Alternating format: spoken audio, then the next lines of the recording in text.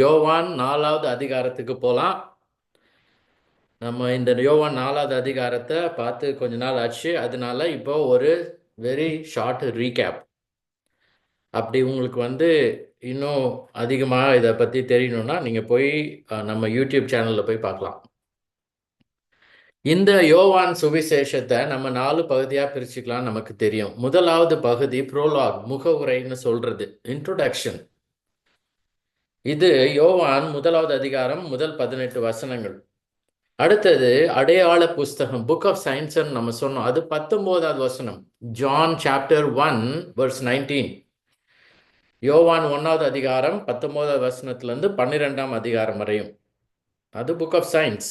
இப்போ நம்ம பார்க்குற இந்த யோவான் 4வது அதிகாரம் புக் ஆஃப் சயின்ஸ்குள்ளே வருது, அடையாள புஸ்தகத்துக்கு கீழே வருது. அடுத்தது புக் ஆஃப் பேஷன் க்ளோரின்னு நம்ம சொன்னோம், பாடு அனுபவித்தலின் புஸ்தகமாக நம்ம பார்க்கலாம். அது 13வது அதிகாரத்துலேருந்து 20வது அதிகாரம் வரையும் மகிமையின் புஸ்தகமாகவும் அதை பார்க்கலாம். கடைசி சாப்டர் 21, இது முடிவுரை, கன்க்ளூஷன். ஸோ எபிலாக்னு சொல்கிறது. ஸோ 4 பார்ட்டாக அதை நம்ம பிரிச்சுக்கலாம். இப்போ நம்ம சொன்னது மாதிரி இந்த 4வது அதிகாரத்தில் நம்ம ஆரம்பித்தோம். இந்த 4வது அதிகாரத்தை எதற்காக யோவான் எழுதினார்? நம்ம நிக்கோதேமு ஸ்டோரி அது 3வது அதிகாரத்தில் நம்ம பார்த்தோம். இன்னைக்கு கூட நம்ம மெமரி வேர்ட்ஸில் நம்ம சொன்னோம், நீங்கள் மறுபடியும் பிறக்க வேண்டும் அப்படின்னு சொல்லி நிக்கோதேமுட்ட இயேசுவானவர் பேசினார். அதை பற்றி யோவான் எழுதினார், அதை நம்ம படித்தோம். இன்னைக்கு யோவான் 4வது அதிகாரத்தில் இந்த சமாரிய பெண்ணிடம் போய் இயேசுவானவர் பேசுகிறார். எதுக்காக இந்த 3வது அதிகாரத்தையும் 4வது அதிகாரத்தையும் இந்த நிகழ்வுகளை எழுதினார் யோவான்? இதுக்கான ரீசன், காரணம், அவர் யோசிக்காம இதை நமக்கு கொடுக்கல, அதை படிக்கிறவங்களுக்கு கொடுக்கல. தன்னுடைய சுவிசேஷத்தை எதற்காக எழுதினார் என்றது ரொம்ப முக்கியம். இந்த இன்சிடென்ட் முக்கியம், பட் அதோட முக்கியம் எதற்காக எழுதினார். There has to be a reason. அந்த ரீசன் யோவான் 2வது அதிகாரத்தில் கடைசி 3 வசனங்கள்ல இருக்கு, 23, 24, 25. அதில் பார்த்தீங்கன்னா யோவான் 2ல் பஸ்கா பண்டிகையிலே அவர் எருசலேமில் இருக்கையில் அவர் செய்த அற்புதங்களை அநேகர் கண்டு அவருடைய நாமத்தில் விசுவாசம் வைத்தார்கள். அப்படி இருந்தும் இயேசு எல்லாரையும் அறிந்தபடியால் அவர்களை நம்பி இணங்கவில்லை. மனுஷர் உள்ளத்தில் இருப்பதை அவர் அறிந்தபடியால் மனுஷரை குறித்து ஒருவரும் அவருக்கு சாட்சி கொடுக்க வேண்டியதாய் இருக்கவில்லை. என்ன யோவான் அங்க சொல்றாருன்னா, நிறைய பேர் அவரிடத்துல விசுவாசம் வச்சாங்க, அவர் செய்த அற்புதங்களை வச்சு. இன்னைக்கு கூட நிறைய பேர் அற்புத கூட்டம்னு சொல்லி வச்சு அங்க நிறைய பேர் போறாங்க, அங்க போய் விசுவாசம் வைக்கிறாங்க. ஆனா அந்த விசுவாசம் குறைவுபட்ட விசுவாசமா இருக்கிறது. எப்படி நமக்கு தெரியும்? அடுத்தது பாருங்க, அந்த வசனத்துல அவர் நாமத்தில் விசுவாசம் வைத்தார்கள். அப்படி இருந்தும் இயேசு எல்லாரையும் அறிந்தபடியால் அவர்களை நம்பி இணங்கவில்லை. ஏன்னா அந்த விசுவாசம்ன்றது நாம் கர்த்தரிடத்தில் வைக்கும் விசுவாசம் இயேசுவானவர் எதற்காக இந்த உலகத்தில் வந்தார், எதற்காக தேவன் இந்த உலகத்தில் அன்பு கூர்ந்து அவருடைய குமாரனை அனுப்பினார் என்பது ரொம்ப முக்கியம். இட் இஸ் த காஸ்பல்னு நம்ம சொல்றது, சுவிசேஷம். அந்த சுவிசேஷத்துல தான் நம்ம விசுவாசம் வைக்க வேண்டும். அதன் அடிப்படையில் நம்மளாவே இயேசுவானவர் ஒரு போதகர். இங்க நிக்கோதேமு ஸ்டோரியில பார்க்கிறோம், போதகரேன்னு சொல்லி அவன் வரான், நீர் தேவனிடத்திலிருந்து அனுப்பப்பட்ட போதகர்னு சொல்லி. அந்த விசுவாசம் குறைவுபட்டது, அது யாரையும் ரட்சிக்காது. ரட்சிப்பின் விசுவாசம் என்பது இயேசுவானவரே தேவனுடைய குமாரன் கிறிஸ்து, அவர் என்னுடைய பாவங்களுக்காக அனுப்பப்பட்டு அந்த சிலுவையில் மரித்து உயிரோடு எழுந்தார் அப்படின்றது தான் காஸ்பல். அதுதான் விசுவாசம். அந்த விசுவாசம் தான் ரட்சிக்கும் விசுவாசம்.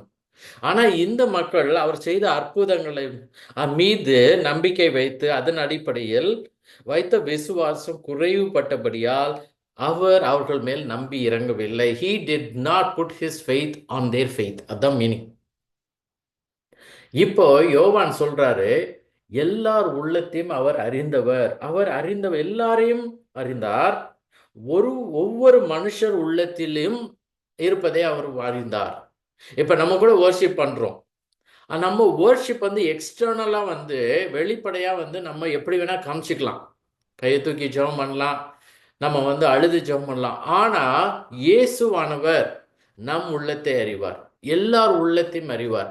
நம்முடைய இந்த வொர்ஷிப், நம்ம வழிபடுகிற வழிபடுதல், நம்ம உண்மையாக தேவனுக்கு பயந்து விசுவாசம், ரட்சிக்கக்கூடிய விசுவாசத்தினால் நாம் வொர்ஷிப் பண்றோமா, இல்ல நம்மளே முன்னதாக வைத்து எனக்கு ஒரு காரியம் நடக்க வேண்டும், அதுக்காக நான் வந்தேன்னு சொல்லி குறைவுபட்ட விசுவாசத்துடன் வரமா?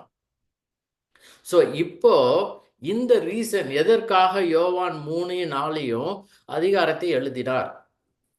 ஏன்னா இயேசுவானவர் தேவன், இயேசுவானவர் கர்த்தர். only God knows what was in the heart of man. தேவனுக்கு மட்டும்தான் மனுஷர் உள்ளத்தில் இருப்பது எல்லாம் தெரியும்.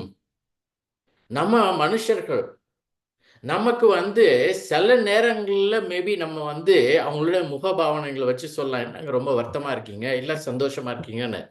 ஆனா மனுஷர் உள்ளத்தில் இருப்பது தேவனுக்கு மட்டும்தான் தெரியும். இங்க யோவான் சொல்றார், இயேசுவானவருக்கு தெரிந்தது. அப்படியானால் இயேசுவானவரே கர்த்தர், இயேசுவானவரே தேவன், மாம்சத்துல தேவனாய் வந்தவன்றத நிரூபிக்கிறதுக்காக இந்த 2 சாட்சிகளையும் நம் முன் வைக்கிறார். முதலாவது சாட்சி தான் நிக்கோதேமு கதையில.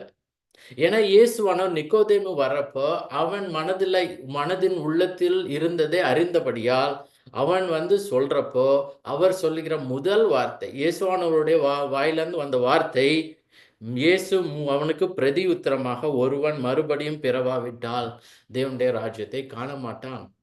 அவன் எதுக்காக வந்தான்றது கர்த்தர் இயேசுவானவருக்கு தெரிந்தது. இப்போ யோவான் 4வது அதிகாரத்துல இந்த சமாரிய பெண்ணின் வாழ்க்கையில் என்ன நடக்குதுன்றதையும் இயேசுவானவர் அறிந்தார். அதை தான் நம்ம 4வது அதிகாரத்துல பார்க்குறப்போ, அவர் போய் உன்னுடைய புருஷனை அழைத்து கொண்டு வான்னு சொல்லி 16ல சொல்றப்போ, அவர் ரிப்ளை பண்ண உடனே அப்போ இயேசுவானவர் சொல்றது, இயேசு அவளை நோக்கி 17வது வசனம் 4வது அதிகாரத்துல, எனக்கு புருஷன் இல்லை என்று நீ சொன்னது சரிதான், எப்படியெனில் 5 புருஷர்கள் உனக்கு இருந்தார்கள். இது இயேசுவானவருக்கு தான் தெரியும். அதை தான் இங்க யோவான், இது அப்போஸ்தலனான யோவான் நமக்கு எழுதுறப்போ அதை படிக்கிறவங்களுக்கு உணர்த்துவது என்னன்னா, இயேசுவானவர் மற்ற மனிதர்களை போல பார்ப்பதற்கு இருந்தாலும் அவர் மாம்சத்திலே வந்த தேவன், தன்னையே தாழ்த்தி மனுஷ ரூபத்தில் வந்திருக்கிறார். அவரை நீங்கள் விசுவாசிக்க வேண்டும். அதற்காக தான் இந்த ஜான்ஸ் காஸ்பலை எழுதினார். எப்போதும் நம்ம பைபிள் படிக்கிறப்போ அந்த கொஸ்டின்ஸை மனசுல வச்சுக்கோங்க. எதற்காக எழுதப்பட்டது, இதுல இருந்து எனக்கு என்ன, எதற்காக இந்த சுவிசேஷமே எழுதினார்? அது யோவான் 20வது அதிகாரம் 30-31 நீங்க பாத்தீங்கன்னா தெரியும். ஸோ இந்த பர்பஸ் ஸ்டேட்மெண்ட்னு சொல்றது அது ரொம்ப முக்கியம்.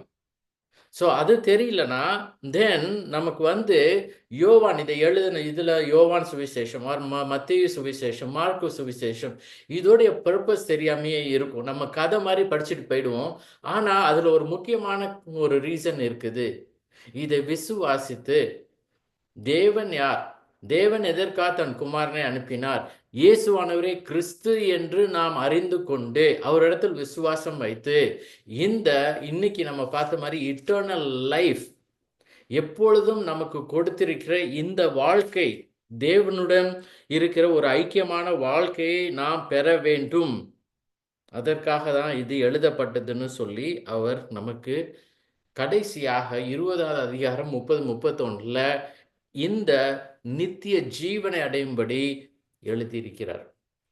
இதற்காக தான் யோவான் 3:4 நமக்கு கொடுத்திருக்கிறார். உபாகமம் 19:15 இருக்கிறபடி 2-3 சாட்சிகளுடைய வாக்கினாலே காரியம் நிறைவேற வேண்டும். அது evidence of 2 or 3 witnesses a matter should be confirmed. ஒருத்தருடைய எவிடன்ஸ்னால இல்லை, 2-3 அந்த 2 விட்னஸ் சாட்சிகளை தான் நமக்கு இங்கே கொடுத்திருக்கிறார். இதுதான் நம்ம 2வது சாட்சியில் இருக்கும். இப்போ இதுக்கான டைட்டில் முதல் 42 வசனங்கள் 4வது அதிகாரம், an expected drawer and a confronting saviorனு கொடுத்தோம். எதிர்பார்த்த மொள்ளுபவரும் எதிரிட்ட இரட்சகரம்னு சொல்லி நம்ம கொடுத்தோம் இந்த 42 வசனங்களுக்கும். இதுல நம்ம இந்த யோவான் 3 நிக்கோதேமு கதையும் இந்த சமாரியா பெண் கதையும் ஒப்பிட்டு நம்ம பார்க்குறப்போ இதில் ஒற்றுமைகள் 3 ஒற்றுமைகளை பார்த்தோம், 15 வேறுபாடுகளை பார்த்தோம். அதுக்கப்புறம் நம்ம வந்து ஓவர்வியூ மேலோட்ட பார்வையில் ஒரு உற்று நோக்கும் காரியங்களாக 5 பார்த்தோம். அதுக்கப்புறம் அவுட்லைன் பார்த்தோம். இந்த அவுட்லைனில் நம்ம முதலாவது என்ன பார்த்தோம்? 26 வசனங்கள், மொத்தம் 42. அதில் 26 வசனங்கள் 1லேருந்து 26க்கு வந்து ஆத்தும தேவையை திருப்திப்படுத்த இயேசுவின் அருளுதல். That is Jesus offered to satisfy the need of the soul. அது பார்த்தோம். ரெண்டாவது, Jesus example to ரீப் the harvest. ஆத்தும அறுவடை செய்ய இயேசுவின் உதாரணம். அது 27லேருந்து 39வது வசனம். அப்புறம் 40லேருந்து 42. அந்த 3 வசனங்களில் Jesus consent to extend the stay. ஆத்துமாக்களுக்காக நீடித்து தங்க இயேசுவின் இணங்குதல். இப்படி தான் நம்ம இதை பார்க்கலாம், பிரிச்சுக்கலாம். இப்போ இந்த முதலாவது 26 வசனங்களில் நான் சொன்னேன், ஆத்தும தேவையை திருப்திப்படுத்த இயேசுவின் அருளுதல் அப்படின்னு சொன்னேன். அதுக்கு கீழே முதல் 6 வசனங்கள் இன்ட்ரோடக்ஷன் டு த என்கவுண்டர், சந்திப்பின் அறிமுகம்.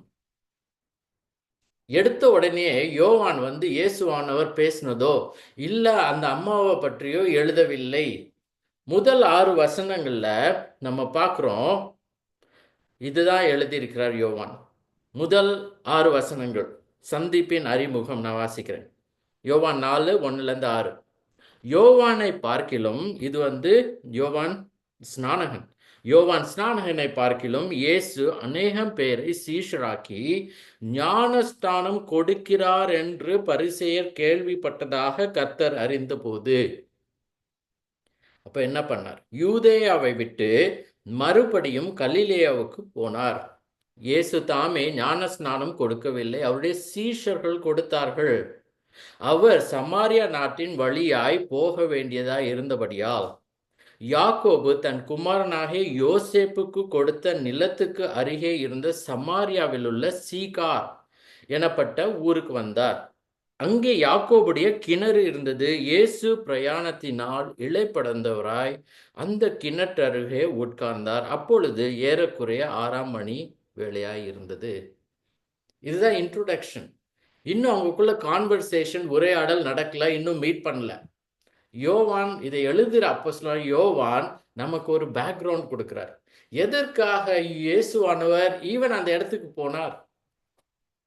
அவர் எங்க இருந்தார்? அதுக்கு முன்னாடி நம்ம பார்க்குறோம் 3வது அதிகாரத்துல அவர் யூதேயா தேசத்திலே இருந்தார். 3வது அதிகாரம் 22ல். ஸோ இங்கே நம்ம பார்க்கறது, இங்கே சொல்றார் அவர் எதற்காக அந்த யூதேயா தேசத்தை விட்டு ஜுடேயன் கண்ட்ரி சைட், கிராமப்புறங்கள், ஸோ அங்க இருந்த இயேசுவானவர் எதற்காக இங்க சமாரியாவுக்கு போனார்ன்றதுக்கு ஒரு பேக்ரவுண்ட் சொல்றார். நம்ம இதை வந்து என்னன்னு பார்த்தோம்னா, இந்த 3 வசனங்கள், முதல் 3 வசனங்களை இயேசு திரும்பும் பயணமும் காரணமும், எதற்காக திரும்பினார் அதை நம்ம பார்த்தோம். அடுத்தது இயேசுவின் ஊழியத்தின் அம்சங்கள், ஃபீச்சர்ஸ் ஆஃப் ஜீசஸ் மினிஸ்ட்ரி. அடுத்தது இயேசுவின் சீஷனாய் இருப்பதற்கான அர்த்தமும் எதிர்பார்ப்பும், meaning and expectation to be a disciple of Jesus. என்ன நான் சொல்றேன்? முதலாவது இயேசு திரும்பும் பயணமும் காரணமும்ன்றதை நம்ம பார்த்தோம். இங்க நம்ம பார்க்குறோம் எதற்காக திரும்பினார். ஏன்னா இங்க நம்ம பார்க்கறது என்னது? யோவானை பார்க்கிலும் இயேசு அநேகம் பேரை சீஷராக்கி. யோவான் ஸ்நானகனும் வந்து நிறைய பேரை வந்து அவன் ஞானஸ்தானம் கொடுத்தான், அழைத்தான், மனம் திரும்புதல் கேட்ட ஞானஸ்தானத்தை அவன் கொடுத்தான். அந்த பேப்டிசம் ஆஃப் ரிப்பென்டன்ஸ்னு சொல்றது, மனம் திரும்புகள்னு சொல்லி, தேவனுடைய ராஜ்யம் வந்திருக்கிறது, அருகாமையில் இருக்குது, மனம் திரும்புங்கள், பாவத்தை அறிக்கையிடுங்கள்னு சொல்லி அவங்க மனம் திரும்பின பிறகு ஞானஸ்நானத்தை கொடுத்து நீங்கள் போய் கனி கொடுங்கள் அப்படின்னு சொல்லி யோவான் ஸ்நானகன் சொன்னான். ஆனா இப்போ நம்ம பார்க்கறது 2வது வசனத்துல பாருங்க, நமக்கு இங்கிலீஷ்ல வந்து although Jesus himself did not baptize but only his disciples ன்னு இருக்குது. இயேசுவானவரே வந்து ஞானஸ்நானம் கொடுக்கவில்லை. இது 3வது வசனம் தமிழ்ல வருது. இயேசு தாமே ஞானஸ்நானம் கொடுக்கவில்லை, அவருடைய சீஷர்கள் கொடுத்தார்கள். ஸோ முதலாவது இங்க காரணம் என்னன்னா, நம்ம ஏற்கனவே பார்த்தோம் 3வது அதிகாரத்துல யோவான் ஸ்நானனுடைய சீஷர்கள் இயேசுவானவர்கிட்ட நிறைய பேர் போறாங்கன்னு சொல்லி ஒரு கம்ப்ளைண்ட் பண்றாங்க யோவான் ஸ்நானகன்ட்ட. ஸோ யோவானின் சீஷர்கள் கேள்விப்பட்டார்கள் இயேசுவனுடைய இந்த யூதேயாவில் அவருடைய ஊழியப்படி. நான் முன்னாடி சொன்ன மாதிரி வேற எந்த சுவிசேஷத்திலையும் இயேசுவானவர் யூதேயாவில் செய்த ஊழிய பணி பற்றி பார்க்க முடியாது. கலிலேயாவில் யோவான் ஸ்நானகன் காவலில் வைக்கப்பட்ட பிறகு அவர் ஆரம்பித்தார்னு தான் எல்லா இடத்துலையும் இருக்கும். மத்தேயு, மார்க்கு, லூக்கால. யோவான்ல மட்டும்தான் யூதேயா தேசத்தில் அவர் பண்ண ஊழியத்தை பற்றி எழுதுகிறார்.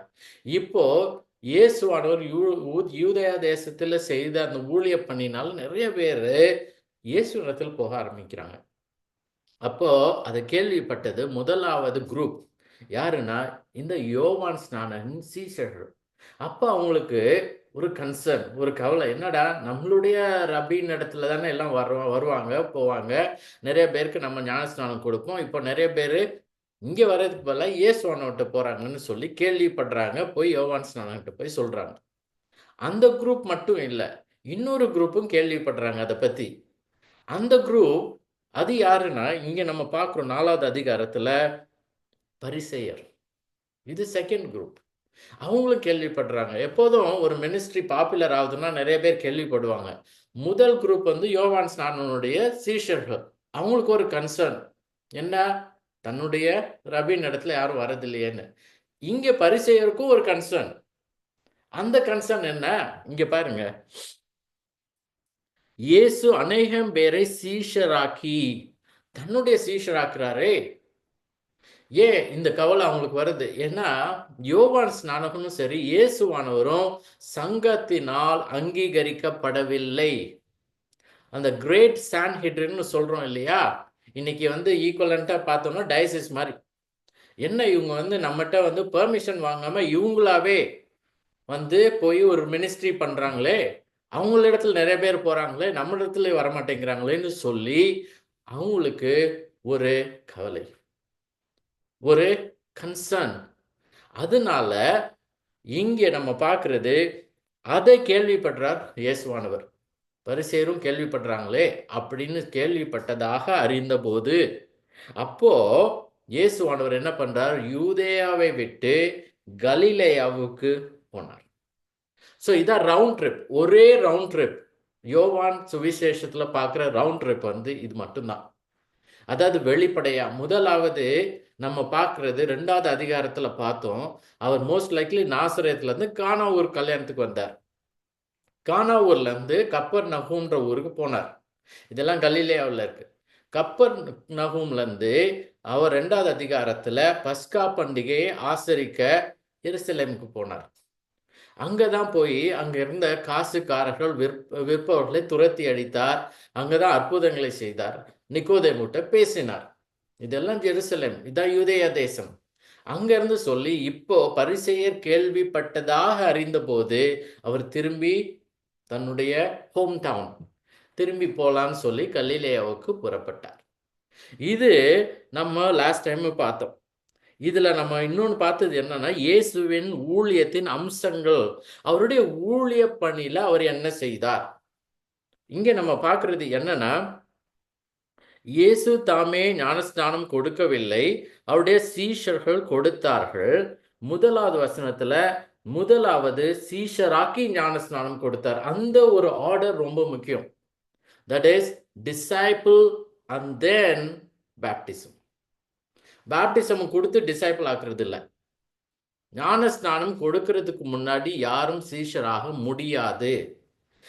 விசுவாசத்தினால ஒரு மனுஷன் சீஷர் ஆகிறான். டிசைபிள், லேர்னர்னு சொல்றது. அவன் இயேசுவானவர் அவனுக்கு அந்த கிறிஸ்துவானவரை பற்றியும் தேவனை பற்றியும் சொல்லி கொடுக்கிறார், போதிக்கிறார். அந்த இடத்துல அவர் சொல்லி கொடுக்கிறார். அப்போ அதை கேட்ட மக்கள் என்ன பண்றாங்க, ஏற்றுக்கொள்றாங்க.